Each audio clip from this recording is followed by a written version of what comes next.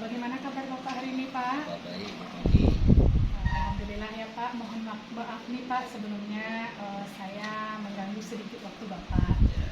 Seperti yang sudah saya sampaikan sebelumnya Pak, bahwa saya di sini ditugaskan untuk melakukan kegiatan wawancara Pak, terkait dengan modul pembelajaran saya di Pendidikan Guru Penggerak Angkatan 11 ini Pak, yaitu modul 3.1 tentang pengambilan keputusan. Apakah hari ini Bapak sedang sibuk Pak? Alhamdulillah ya Pak. Baik Pak, kita langsung mulai saja ya Pak kegiatan wawancaranya. Untuk yang pertama Pak, yang ingin saya tanyakan di sini, selama ini bagaimana Bapak dapat mengidentifikasi kasus-kasus yang merupakan dilema etika atau bujukan moral di sekolah Pak? Kan itu ada beberapa etika dan bujukan moral. Iya Pak. Seperti yang kita ketahui dilema etika adalah antara benar dan benar. Iya. Kalau bujukan moral itu benar dan salah. Jadi selama ini saya itu mengidentifikasi memilah kasus-kasus mana yang benar, mana yang salah, atau salah semua atau benar semua. Kalau dia benar semua ada dilema etika. Kalau dia salah semua, untuk mengidentifikasi ini perlu ditelaah ketika dilihat dari dua sisi. Itulah identifikasi. Baik Pak, dari yang saya tangkap apa yang Bapak sampaikan sebentar ini Pak, jadi yang Bapak sampaikan bahwa dilema etika itu ketika ada kasus yang sama-sama benar, begitu ya Pak. Kemudian untuk rujukan moral antara benar dengan salah ya Pak. Baik Pak. Selama ini Pak, bagaimana nih Bapak menjalankan pengambilan keputusan di sekolah, terutama untuk kasus di mana ada dua kepentingan yang sama-sama benar atau dua-duanya mengandung nilai-nilai kebajikan Pak? Kalau untuk yang begini itu kita akan memilih yang kita selesaikan mana yang membahasnya dari dua. Itu di samping benar sama benar, tentu kita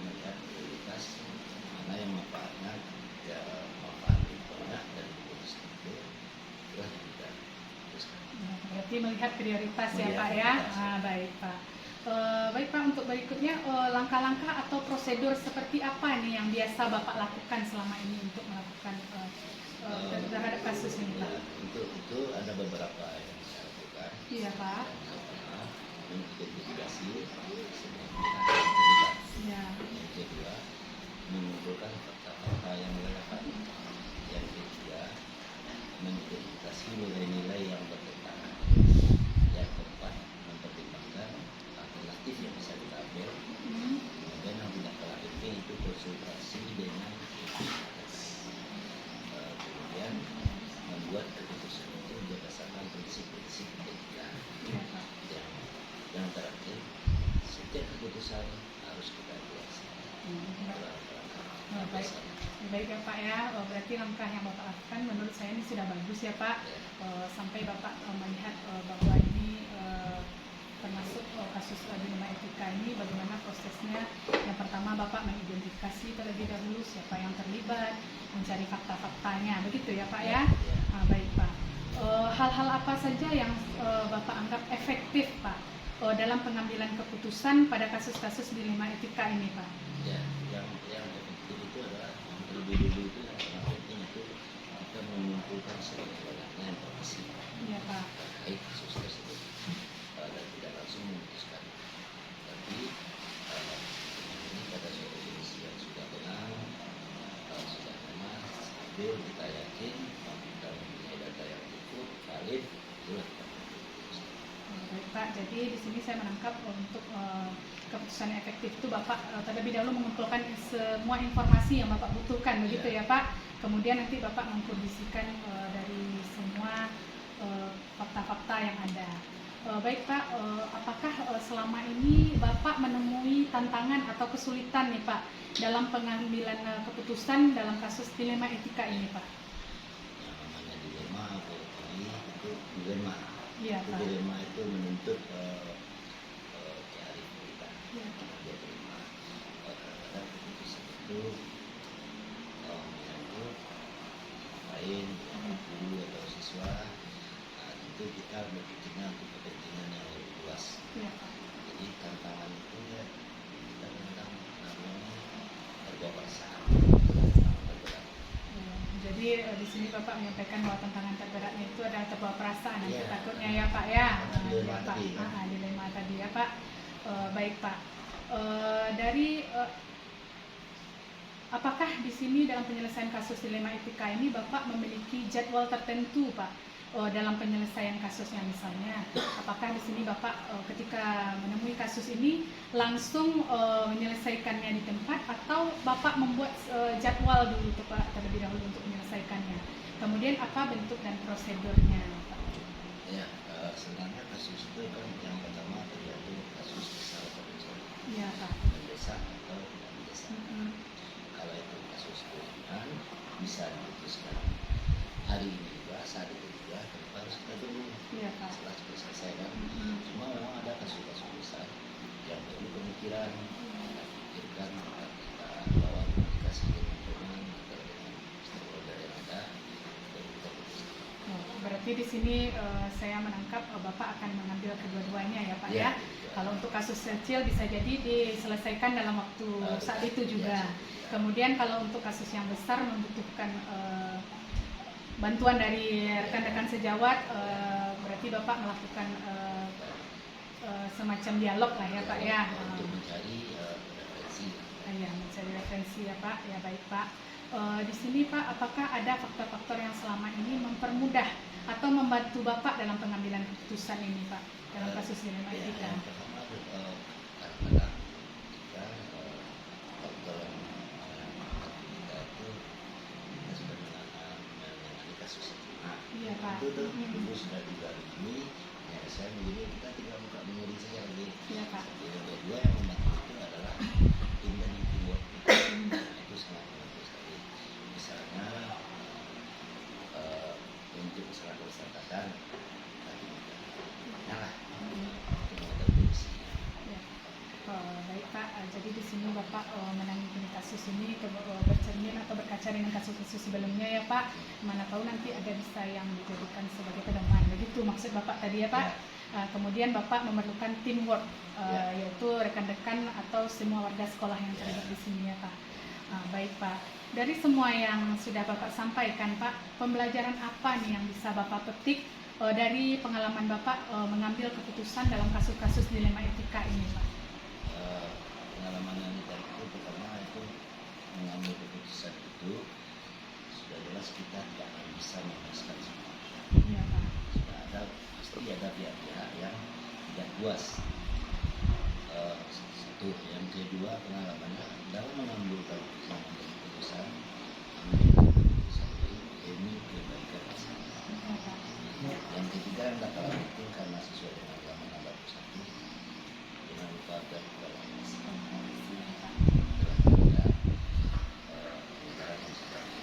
Baik Pak, di sini jadi ada 3 ya Pak yang Bapak ambil pembelajaran dari pengambilan keputusan kasus dilema, yaitu ya yang pertama Bapak mengambil keputusan ini sudah pasti ada yang beberapa atau sedikit yang tidak akan menerima atau puas ya Pak. Kemudian keputusan yang Bapak ambil itu demi kepentingan bersama. Kemudian yang terakhir tadi keputusan yang Bapak ambil ini jangan lupa berkolaborasi ya Pak, meningkatkan kerjasama dengan seluruh pihak yang terlibat ya Pak. Baik Pak, terima kasih nih Pak atas waktunya yang sudah Bapak berikan. Saya juga tahu kalau Bapak ini sibuk. Terima kasih atas waktunya Pak, sehingga kita bisa berbagi atau sharing wawancara ini Pak tentang kasus dilema etika. Bagaimana Pak perasaan Bapak nih Pak setelah kita melakukan wawancara ini Pak? Perasaannya senang nih, karena semuanya kita bisa berbagi. Memang abad 21 ini kan kolaborasi, komunikasi itu belum bisa kita hindari. Iya. Karena dengan zaman itu memang kita nggak bisa sendiri terus kolaborasi. Satu doa itu menjadi sebuah kesatuan. Amin Pak, terima kasih atas doanya Pak. Mudah-mudahan apa yang Bapak sampaikan barusan saya bisa melaksanakan kegiatan program Guru Penggerak ini dengan baik dan selesai tepat pada waktunya Pak. Baik Pak, terima kasih atas waktunya Pak. Mohon maaf atas segala kesalahan Pak. Saya ucapkan terima kasih. Assalamualaikum warahmatullahi wabarakatuh.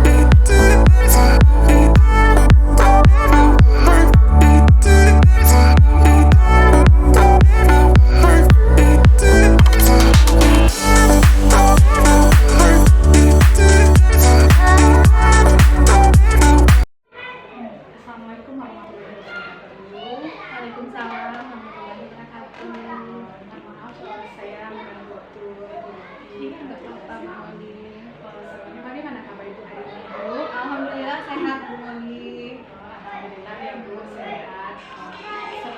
Ini Bu, seperti yang sudah saya sampaikan via telepon tadi Bu, bahwa saya mendapatkan tugas untuk melakukan wawancara terkait dengan tugas saya sebagai calon guru penggerak angkatan 11 modul 3.1 dalam pengambilan keputusan. Jadi dalam kegiatan ini saya akan melakukan sedikit wawancara bersama Ibu Revi sebagai kepala sekolah di SD Negeri 22 Payakumbuh. Baik Bu Moni. Ibu bersedia ya Bu ya untuk diwawancara ini. Baik Bu Revi, kita langsung mulai saja ya Bu Revi.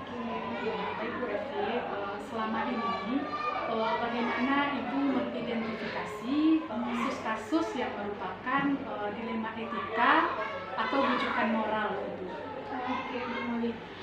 Kalau untuk berbicara dilema etika ya Bu Moli ya, ini suatu hal yang sangat menarik sekali karena biasanya kalau untuk dilema etika itu memang kita perlu kematangan dalam berpikir apa keputusan yang akan kita ambil nantinya karena dalam dilema etika ini ada dua keputusan yang konsekuensinya pada dasarnya masalah ini dua-duanya sama-sama benar ya Bu ya.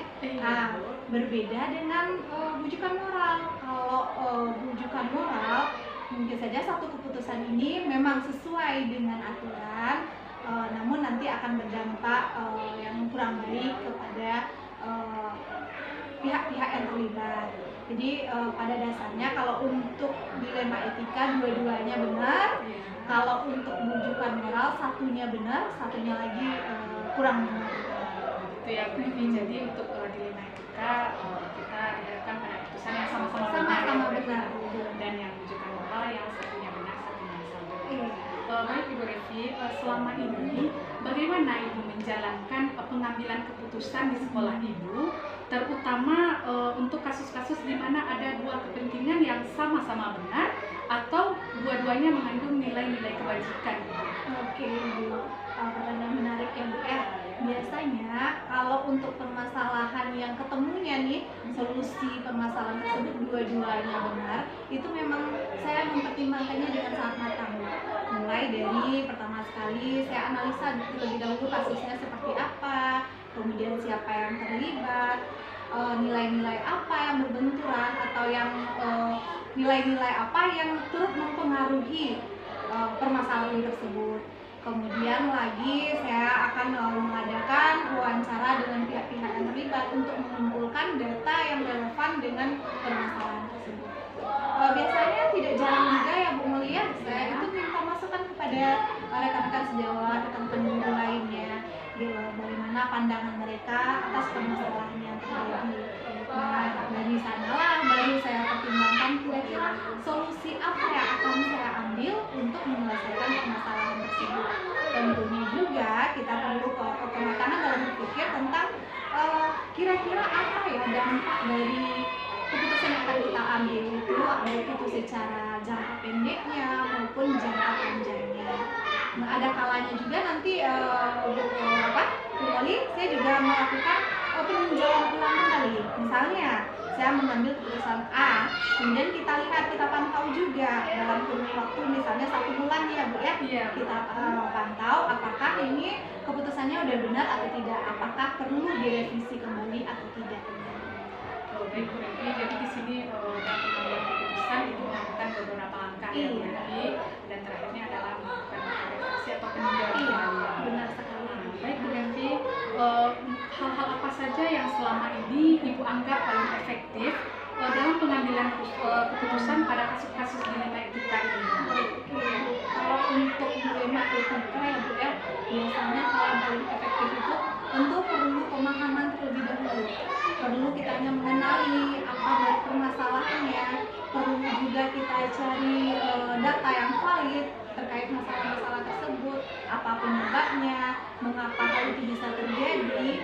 Kemudian perlu juga kita pertimbangkan masukan-masukan dari berbagai pihak yang terkait dengan permasalahan tersebut.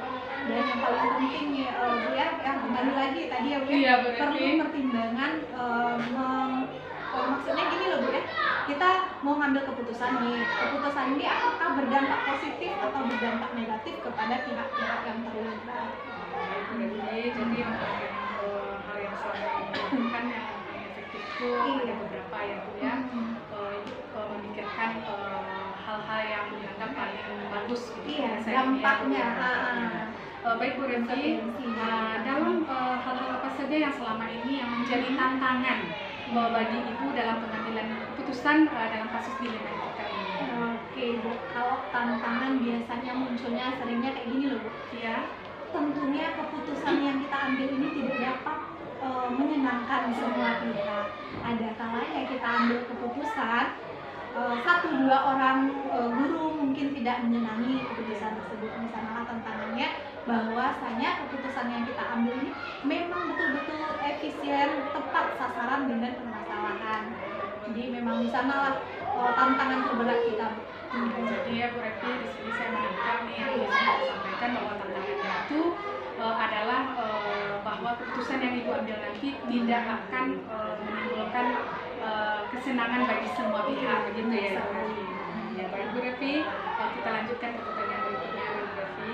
Apakah Ibu memiliki sebuah jadwal tertentu dalam penyelesaian masalah ini? Misalnya Ibu, apakah Ibu langsung menyelesaikan saat itu juga, atau Ibu memiliki jadwal untuk menyelesaikan kasus-kasus ini? Bentuk atau prosedur seperti apa yang akan Ibu jalankan? Baik Bu Muli, yang biasanya Bu Muli ya, setiap ada permasalahan yang muncul itu akan ditangani sesegera mungkin supaya masalahnya menjadi tidak berlarut-larut. Jadi tidak ada saya bikin SOP bahwa masalah ini kita bahas misalnya 1 kali dalam 1 bulan kita baca, enggak Bu. Jadi intinya setiap ada permasalahan kita langsung membahas permasalahan. Dari sini saya menangkap ketika ada permasalahan Ibu akan langsung cepat tanggap ya Bu Revi, yang bagus sekali Bu Revi. Baik Bu Revi, dalam kasus-kasus ini apakah ada faktor-faktor yang mempermudah atau membantu Ibu dalam pengambilan keputusan dalam kasus dilema etika ini? Oke Bu, kalau dilema etika memang ada faktor yang mempermudah kita. Ya, contohnya saja yang pertama itu banyaknya narasumber terkait dengan ini. Jadi kita butuh masukan dari berbagai sudut pandang ya Bu ya. Jadi menurut ini begini ceritanya, karena biasanya kalau permasalahan tidak mungkin kita dengar dari satu pihak ya Bu ya. Jadi memang dua belah pihak yang terlibat atau siapapun yang ikut terlibat dalam permasalahan itu memang kita butuh wawancara untuk mendapatkan informasi yang valid. Kemudian lagi saya juga yang membantu saya selama ini nih saran-saran dan masukan dari beberapa penduduk senior ya Bu ya, untuk berbagi wawasan atau cara pandang yang seperti saya sampaikan tadi. Baik Bu Revi, jadi sini saya buka kalau untuk faktor yang mempermudah atau membantu dalam pengambilan keputusan itu Ibu melibatkan berbagai narasumber ya. Kemudian Ibu juga melibatkan rekan sejawat yang merupakan guru-guru senior yang sudah memiliki pengalaman lebih dari benar sekali ya. Sedikit tambahan lagi Bu. Boleh Bu Revi. Kemudian selain itu kita juga harus mengacu pada peraturan yang berlaku Bu. Jangan sampai nantinya keputusan kita ini bertentangan dengan aturan yang berlaku di negara kita. Baik Bu, jadi itu tambahannya Bu ya, mengacu kepada peraturan yang berlaku supaya tidak bertentangan ya Bu Iya, Revi. benar sekali. Baik Bu Revi, dari semua hal yang telah Ibu sampaikan Ibu dalam perbincangan kita kali ini Bu, pembelajaran apa yang bisa Ibu petik dari pengalaman Ibu melakukan pengambilan keputusan dalam kasus dilema etika ini Bu? Oke, kalau untuk pembelajaran yang saya petik bahwasanya pengambilan setiap keputusan yang saya ambil itu memang membutuhkan pikiran yang sangat matang, memang butuh pertimbangan yang sangat matang ya Bu ya, sehingga nantinya kita akan minim konsekuensi, minim dampak negatifnya itu. Kemudian satu hal yang terpenting itu tidak bertentangan dengan aturan, sehingga nantinya keputusan itu dapat terlaksana dengan baik dan dapat diterima oleh berbagai pihak. Baik Bu Revi, jadi di sini saya menangkap bahwa hal-hal yang dapat dipetik yang pertama itu dalam pengambilan keputusan ini kita perlu memikirkannya secara matang. Kemudian keputusan yang kita ambil itu tidak bertentangan dengan aturan.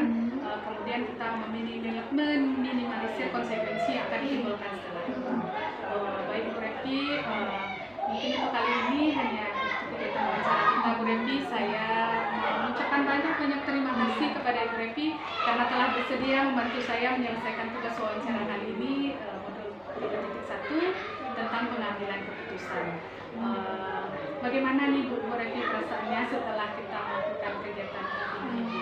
Luar biasa sekali ya Bu ya, dan semangat juga untuk kembali, mudah-mudahan jalannya untuk menyelesaikan kegiatan ini dipermulus oleh Tuhan Yang Maha Esa, sehingga Bu Moli nantinya juga bisa mengimplementasikan ilmu yang Bu Moli peroleh saat pendidikan ini dalam kehidupan nyatanya nantinya ya Bu ya.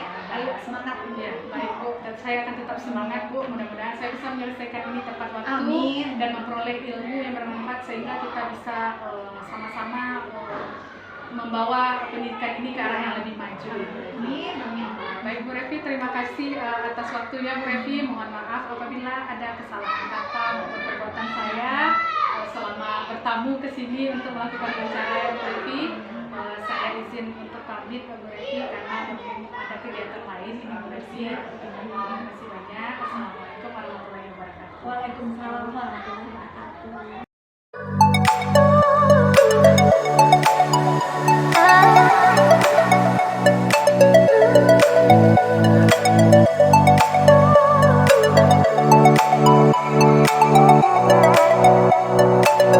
Thank you.